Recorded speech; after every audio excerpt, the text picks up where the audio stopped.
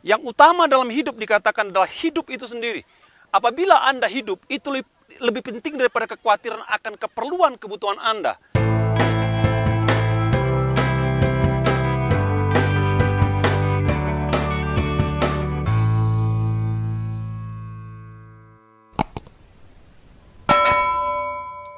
Shalom saudara, selamat berjumpa kembali. Saya berada di air terjun Si Piso-Piso, Tonggeng, Tanah Karo. Sungguh pemandangan yang indah dan saya percaya engkau akan menikmati pemandangan yang indah bila engkau akan datang kemari. Saat ini saya akan bicara mengenai menyikapi kekhawatiran hidup. Semua orang pasti pernah mengalami kekhawatiran. Ya, khawatir tentang hidup, khawatir tentang keluarga, khawatir tentang ekonomi, kekhawatiran tentang pendidikan anak-anak. Dan kekhawatiran itu adalah hal yang lumrah bagi setiap orang. Namun apabila tidak waspada, kekhawatiran itu bisa mencelakakan kita. Bisa buat kita stres, down, dan depresi. Pertanyaannya bagaimana kita menyikapi kekhawatiran? Sekali lagi, bagaimana kita menyikapi kekhawatiran? Ada berapa hal yang perlu kita ketahui bagaimana agar kita bisa menyikapi kekhawatiran dalam kehidupan kita. Dikatakan dalam Matius 6 ayat 25 dikatakan, janganlah khawatir akan hidupmu akan apa yang hendak kau makan atau minum, janganlah khawatir pula akan tubuhmu akan apa yang hendak kau pakai. Bukankah hidup lebih penting daripada makanan dan tubuh lebih penting daripada pakaian? Pertama, supaya jangan khawatir, engkau harus memikirkan hal-hal yang utama daripada hal-hal yang biasa. Pertama, engkau harus memikirkan hal-hal yang utama daripada hal-hal yang biasa-biasa. Kebanyakan orang khawatir kepada hal-hal yang sepele, dia lupa yang utama. Hal-hal yang biasa-biasa saja, dia lupa hal yang paling penting dalam hidup. Dan orang-orang banyak berbicara mengenai kekhawatiran itu berkaitan dengan makanan, dengan sandang, dengan kebutuhan. Memang itu kebutuhan hari-hari kita. Namun itu bukanlah yang utama dalam hidup. Yang utama dalam hidup dikatakan adalah hidup itu sendiri. Apabila Anda hidup, itu lebih penting daripada kekhawatiran akan keperluan kebutuhan Anda. Perhatikan itu, apabila Anda hidup, itu lebih penting daripada kekhawatiran, ketakutan, kecemasan Anda tentang makanan, tentang minuman, tentang keperluan. Apabila Anda bangun pagi dan Anda masih hidup, itu luar biasa. Dan kalau Anda hidup, perhatikanlah itu berasal daripada Tuhan yang memberikan kehidupan kepada Anda. Oleh sebab itu ketika Anda mulai khawatir, coba Anda searching. Di mana letak kekhawatiranmu itu? Apakah itu bicara mengenai hal-hal utama atau hal-hal yang sekunder? Yang kedua, mengapa orang khawatir? Dia khawatir akan kebutuhan-kebutuhan sekunder dan dia berbuat hal-hal yang tidak baik.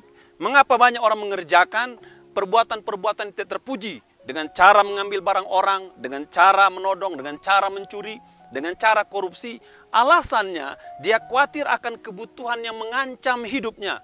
Sebagai orang percaya, ingatkan diri bahwa tubuh Anda lebih penting daripada kebutuhan Anda hari-hari. Ketika Anda menjalani hidup, ingatkan kembali apa yang utama dalam hidup. Yang utama adalah kehidupan itu sendiri, dan yang utama adalah tubuh Anda sendiri. Oleh sebab itu, ketika Anda mulai hari, perhatikanlah jalan pikiranmu. Jangan engkau tergoda kepada kekhawatiran, ketakutan yang berbicara mengenai keperluan, kebutuhan. Itu penting, itu perlu. Namun ingatlah ada yang lebih utama. Kalau engkau mengutamakan yang utama, saya percaya yang lain-lain itu bisa dikerjakan. Selama Anda hidup, selama Anda sehat, selama Anda kuat, engkau bisa mengatasi kekhawatiranmu dengan baik dan dengan aman, baik-baik saja. Bagaimana menyikapi kekhawatiran hidup? Dalam ayat 26 dikatakan, pandanglah burung-burung di langit yang tidak menabur dan tidak menuai dan tidak mengumpulkan bekal dalam lumbung, namun diberi makan oleh Bapamu yang di sorga. Bukankah kamu jauh lebih melebihi burung-burung itu? Waduh, semua ciptaan Tuhan, ya, alam ciptaan Tuhan, gunung, lembah, langit ciptaan Tuhan, dan semua ciptaan Tuhan, manusia ciptaan Tuhan, binatang ciptaan Tuhan. Dan salah satu binatang yang disebutkan di sini adalah burung. Dalam teks lain dikatakan burung pipit. Burung pipit itu adalah unggas paling rendah dari tataran unggas, spesies unggas. Dia paling kecil. Di darat dia diganggu, di ladang dia diusir, di udara dimangsa oleh Raja Wali. Dia senantiasa diincar oleh makhluk-makhluk lain. Dia tidak punya kemampuan melindungi diri. Namun firman yang mengatakan burung itu dipelihara oleh Tuhan yang di sorga. Tidak pernah ada burung pipit yang jatuh ke muka bumi lalu ditemukan dia tidak memiliki makanan. Dan dia tidak punya kemampuan untuk mengumpulkan bahan. Dia tidak punya kemampuan untuk mempersiapkan keperluannya. Dia hidup secara natural, dia hidup secara alami. Namun demikian dikatakan, dia dipelihara oleh Tuhan yang ada di atas sana. Bapak Ibu, firman mengatakan, engkau jauh lebih berharga daripada burung itu. Jadi kalau Anda ingin khawatir, ingatkan diri bahwa engkau makhluk berharga, engkau pribadi berharga di mata Sang Pencipta. Engkau berharga di matanya. Kalau burung dipelihara oleh Tuhan, maka yakin percayalah engkau juga dipelihara oleh Tuhan. Yakin itu baik-baik. Apapun yang terjadi dalam hidupmu, jangan takut. Memang kita harus bekerja, berupaya, berusaha. Namun ingat, di luar itu, di balik itu, ada pemeliharaan yang luar biasa dari Tuhan Pencipta alam. Yang ketiga bagaimana kita supaya jangan khawatir menyikapinya. Ayat yang ke-27 dikatakan, siapakah di antara kamu karena kekhawatirannya dapat menambahkan sehasta saja pada jalan hidupnya. Yang ketiga, bagaimana kita menyikapi kekhawatiran. Ingatlah, kalau kita khawatir itu nggak bikin umur kita panjang. Dikatakan di sini, siapa di antara orang yang punya kekhawatiran menambahkan umur sehasta saja. Sehasta itu kurang lebih 45 cm. Jadi kalau kita khawatir, nggak panjang umur kita. Yang saya tahu orang khawatir malah depresi. Yang saya tahu orang khawatir malah stres. Yang saya tahu orang khawatir malah kalut. Dan itu bisa melemahkan daya imunnya. Dan bisa membuat dia sakit. Kalau dia sakit, bisa hal tidak baik terjadi. Lalu bagaimana kita menyikapi kekhawatiran? Ingatkan diri, kekhawatiran tidak menambah umur. Kekhawatiran tidak memperpanjang usia, malah memperpendeknya. Oleh sebab itu, sikapi kekhawatiran dengan bijak. Janganlah engkau dikuasai kekhawatiran. Kenapa? Kekhawatiran itu tidak baik buat dirimu, tidak baik buat tubuhmu, tidak baik buat kesehatanmu, dan tidak baik buat umurmu. Engkau harus senantiasa mempercayakan hidupmu kepada Tuhan Pencipta yang Maha Baik. Dikatakan ayat 28, dan mengapa kamu khawatir akan pakaian? Perhatikan bunga bakung di ladang yang tumbuh tanpa bekerja dan tanpa memintal. Namun aku berkata kepadamu, Salomo dalam segala kemegahannya pun tak berpakaian seindah salah satu dari bunga itu. Menyikapi kekhawatiran yang keempat, engkau harus percaya bahwa Tuhan Pencipta alam tahu apa yang kau perlu lebih daripada orang yang paling kaya yang pernah hidup, yang paling bijak yang pernah hidup, bernama Salomo. Salomo itu raja Israel, kekayaannya berlimpah-limpah, memerintah selama 40 tahun. Dia membangun istana berlapis emas, dia membangun bait suci berlapis emas, dikatakan mejanya berlapis emas, cangkirnya dari emas, piringnya dari emas, sehingga banyak raja-raja di seluruh dunia ingin berkunjung ke Israel pada masa itu, ingin berjumpa dengan Salomo yang penuh hikmat dan kaya raya.